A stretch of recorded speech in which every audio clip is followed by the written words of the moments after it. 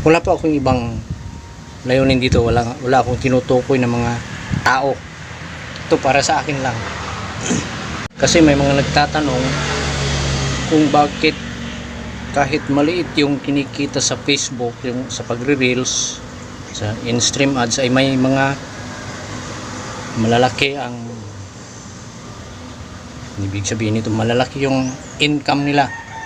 Nakakabili sila ng mga sasakyan, nakakabili ng mga kung ano-anong ari-arian, nakakabili ng mga magagandang gamit, sapatos, damit, nakakain sila kung saan-saan, nakakapunta sa iba-ibang lugar.